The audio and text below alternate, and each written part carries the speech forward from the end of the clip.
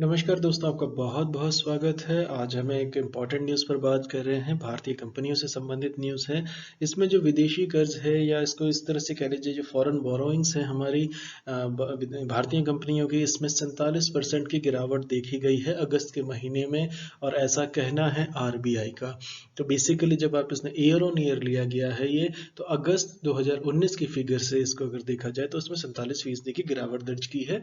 और मैं आपको जो है दोनों तरह की फिगर्स बताऊंगा, आपको बिलियन डॉलर्स में भी बताऊंगा और मैं आपको रुपीस लाख करोड़ में भी इसका बताऊंगा। तो बेसिकली जो रिजर्व बैंक ने जिस तरीके से बताया है कि भारतीय कंपनियों के विदेशी कर्ज में एक बहुत बड़ी गिरावट देखी गई है। तो अगस्त के में विदेशी कर्ज जो है ये 47% गिर कर 12.82 हजार करोड़ रुपए रह गया है।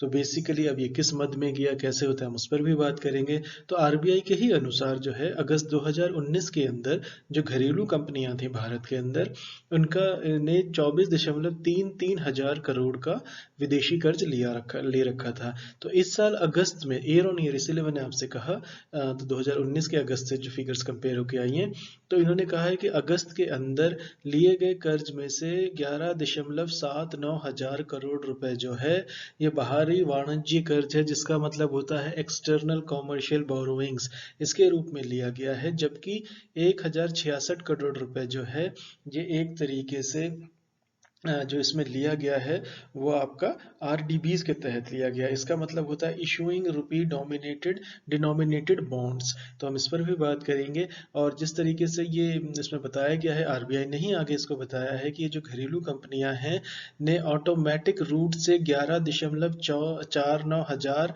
करोड़ का कर्ज लिया, जबकि 263 करोड़ की राशि जो है ये आर डीबीज के तहत जो है ये जुटाई गई है। और इसमें जो बेसिकली जो कंपनियां इन्वॉल्व हैं उन पर भी बात करेंगे। इसमें अगर आप देखा जाए तो ये 47% का जो ड्रॉप है ये बहुत सिग्निफिकेंट ड्रॉप है। इसके कई सारे वजूहात हो सकते हैं।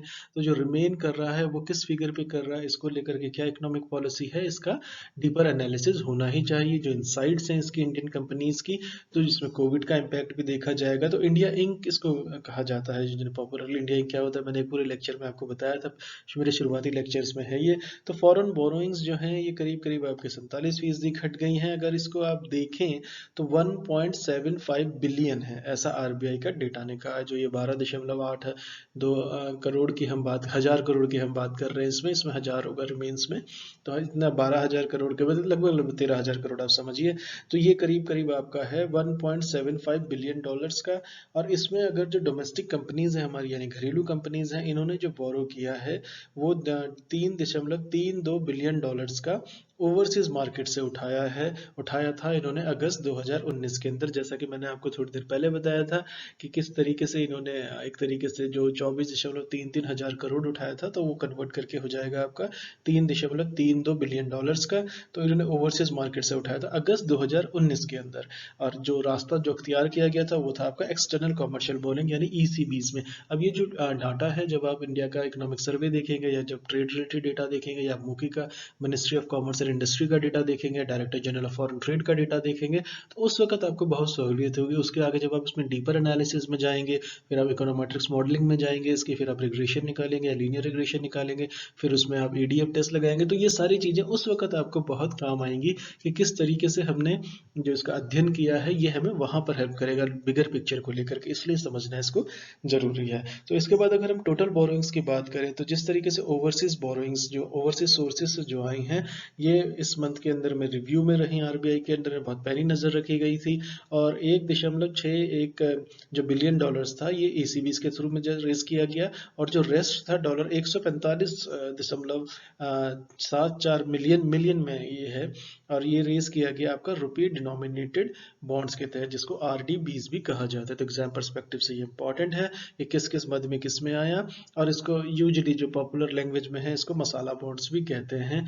तो ये मसाला नहीं खरीदते हैं, लेकिन इसको मसाला बॉन्ड्स भी कहा जाता है। अगर आप इसका अगर हिंदी वर्जन आप देखेंगे तो बेसिकली तो ये आपको पता होना चाहिए। क्वेश्चन से रिलेटेड पूछेंगे किस मद में कितना गया, कितना परसेंट गया, तो आपको बहुत बारीकी से पता होना चाहिए। और ऐसा कहा गया आरबीआई का जो डेटा है ईसीबीज का, एफसीसीबीज का, जो अगस्त महीने के अंदर, अगस्त 2020 के अंदर जो उन्होंने अभी दिखाया है अक्टूबर की शुरुआत में। तो अगर हम इस डेटा को अगर ईसीबीज के तहत अगर हम इसको थोड़ा सा और डिवाइड कर दें तो जो ये टोटल है 1.57 बिलियन डॉलर्स का जो है ये रेज किया गया कंपनीज के थ्रू ऑटोमेटिक रूट, जबकि जो टोटल बोरिंग है आपकी डॉलर 1.61, जबकि 35.93 मिलियन जो है ये केम आया थ्रू अप्रूवल रूट। तो ये आपको पता होना चाहिए। ऑटोमेटिक रूट से कितना आया 1.61 का 1.57 बिलियन, और जो बचा जो शेष रह गया था 35.93 मिलियन डॉलर्स जो है ये आपका अप्रूवल रूट से आया है। तो जो इसमें मेजर बोरोवर्स हैं इन पे भी ध्यान देना ज़्यादा जरूरी है।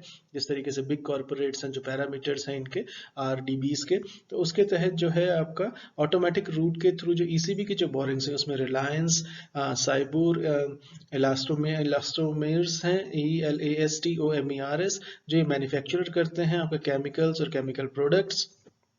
इसके बाद जो केमिकल प्रोडक्ट्स के बाद, इसके बाद इन्होंने जो रेज किया है, जो ये रिलायंस का सिबूर वाला है, इन्होंने 339.42 मिलियन रेज किया है। यानी कि आप देखेंगे किस मैसिव लेवल पे ये हो रहा है 339.42 मिलियन में। और ये रीफाइनेंसिंग हो रही है अर्लियर, जी इसने अर्लियर जो ईसीबीज थी रिलायंस ने जो उठाई थी सिबूर ने, वो अर्लियर फाइनेंसिंग के लिए इन्होंने इसको ले लिया। इसी तरीके से जैसे विजयपुरा टोलवे इन्होंने 160 मिलियन रेज किया है, और ये जो है इंफ्रास्ट्रक्चर डेवलपमेंट के लिए। और एक इसमें बड़ी दिलचस्प कंपनी है China steel corporation of India. China steel corporation of India इन्होंने 104.5 मिलियन रिफाइनेंसिंग के लिए उठाया है, जो अर्लियर इन्होंने एक्सटर्नल कमर्शियल बोरिंग्स का लिया था। तो ये आपको बुनियादी बारीकी पता होनी चाहिए। तो इस तरह से सुजलॉन एनर्जी ने भी जो लोन बोरोवर है जिसने अप्रूवल रूट से लिया है, अप्रूवल रूट से हमने कितना लिया था, मैंने अभी थोड़ी देर पहले बताया था आपको 35.93 मिलियन। तो क्वेश्चन ये पूछा जाता है इसमें से कौन सी कंपनी ने आपका अप्रूवल से लिया और कितना लिया, तो आपके लिए आसान है। इसमें सुजलॉन एनर्जी, आप उसमें रिलायंस ना टच करें अप्रूवल के लिए कि उनको तो मिल गई होगी मंजूरी, वो नहीं होता ऐसा। तो सुजलॉन एनर्जी जो है सिर्फ यही एक लोन बोरोवर थे जिन्होंने अप्रूवल रूट से 35.93 मिलियन उठाया है। तो ये बड़ी दिलचस्प जानकारी थी, आप इसको याद रखिएगा। और जब आप फॉरेन ट्रेड का डेटा देखेंगे, इकोनॉमिक सर्वे देखेंगे, उसमें आपको इससे बड़ी सहूलियत हो जाएगी। चलिए, thank you so much for listening. नमस्कार दोस्तों।